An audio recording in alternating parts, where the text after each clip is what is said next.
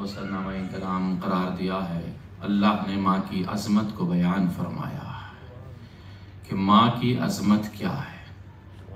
کائنات کے اندر اہل بیت علیہ السلام کے بعد اور ان کے خانوادے کے بعد، ان کے خاندان کے بعد، ان کے عزیز و اقارب کے بعد اگر سب سے بڑی کوئی نعمت ہے تو اسے ماں کہتے ہیں۔ ماں سے بڑھ کر نعمت کائنات کے اندر کوئی نہیں پائی۔ ایک عظیم شخصیت کا نام ہے ماں، ایک مجسمہ کردار کا نام ہے ماں، ایک تربیت کا نام ہے ماں، ایک فضیلت کا باب ہے ماں، ایک کرم کی دنیا ہے ماں، ایک جود و سخاوت کا مرکز ہے ماں، ایک مہربانی کا مرکز ہے ماں۔ ماں کسے کہتے ہیں، کیا ہوتی ہے، اس کی عظمت کیا ہے، اس کی وقعت کیا ہے، اس کی توقیر کیا ہے، اس کی فضیلت کیا ہے، اس کا وقار کیا ہے، اس کا کرم کیا ہے، ان سے پوچھو جن کی ماں نہیں ہے۔ جن کی ماں نہیں ہے ان سے پوچھو کہ ماں کی عظمت کیا ہے، اور جن کی ماں ہے ان کے لیے جملہ ہے کہ ماں کی عظمت کو پہچانو۔ ماں کسے کہتے ہیں؟ وہ خدا جس نے ماں کے قدموں کے نیچے جنت بچھا رکھی ہو تو اس ماں کا مرتبہ کتنا عظیم ہوگا، چونکہ یہ ماں ہے۔ ماں، میں آج ماں کے اوپر ایک آرٹیکل پڑھ رہا تھا، اس میں نے عجیب جملہ پڑھا ہے۔ لکھتے ہیں وہ اپنے آرٹیکل کے اندر کہ ماں جس زبان میں بھی اس لفظ کو استعمال کیا جائے اس سے مہربانی نظر آتی ہے۔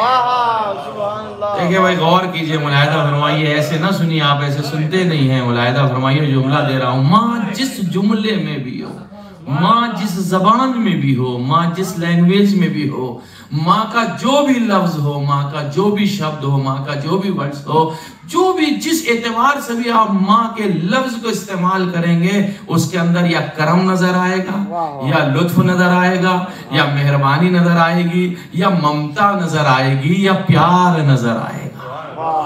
آپ دیکھ لیجئے، ماں کہہ دیجئے، اماں کہہ دیجئے، امی کہہ دیجئے، مدر کہہ دیجئے، ماما کہہ دیجئے، ماتا کہہ دیجئے، جس لفظ میں بھی، امی عربی میں آپ کہہ دیجئے، فارسی میں ماما کہہ دیجئے، جس لفظ میں بھی لفظ ماں کو استعمال کریں گے سب سے پہلا مرحلہ اس میں پیار کا نظر آتا ہے، الفتوں کا نظر آتا ہے، اور ہر زبان میں یہ لفظ ممتا کے ساتھ ہی یاد کیا جاتا ہے، ہر زبان میں یہ لفظ مہربانی کے ساتھ ہی یاد کیا جاتا ہے۔ کائنات میں آپ کو اس سے بڑی نعمت نہیں ملے گی کوئی، کسے کہتے ہیں ماں، اور کتنی عظمتوں کی یہ فائز ہے۔ اللہ نے کمال اور ماں کے اندر رکھا ہے جس کی طرف ہم نے کبھی توجہ نہیں دی ہے۔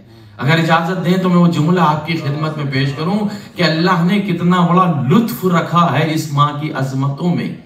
آپ دیکھیے عزیزان گرامی اور ملاحظہ فرمائیے، اللہ مسبب الاسباب ہے، خدا رازق ہے، خدا خالق ہے، خدا رحیم ہے، خدا رحمان ہے، خدا کریم ہے، خدا کرم کرنے والا ہے۔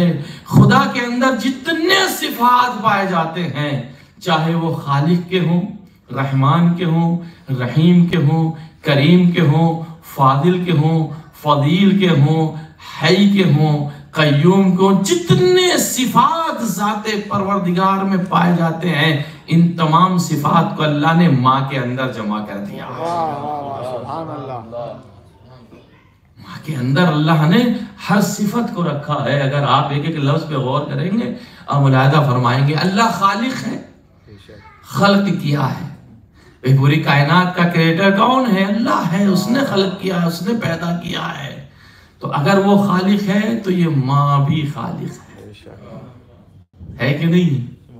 آپ دیکھیے، غور کیجیے ذرا سا، میرے ساتھ آئیے، میں دو تین مسدس بھی آپ کی خدمت میں پیش کرنا چاہوں گا کہ ملاحظہ فرمائیں، اللہ خالق ہے تو ماں بھی خالق ہے کہ نہیں؟ اللہ رازق ہے تو یہ، اب آپ بولیے، اب آپ کا نمبر ہے، ماں بھی رازق ہے کہ نہیں؟ اللہ مہربان ہے تو یہ ماں بھی مہربان ہے۔ اچھا اللہ کی ایک صفت یہ بھی کہ جلدی راضی ہو جاتا. دعائے کمیل میں پڑھتے ہیں یا سریع الرضا، اے جلدی راضی ہو. اب جو پہنچنا تھے وہ پہنچ گئے، جو میرے ساتھ ہیں وہ میرے ساتھ ہیں، جو ادھر کھوئے ہوئے ہیں میں ان کا ذمہ دار نہیں ہوں.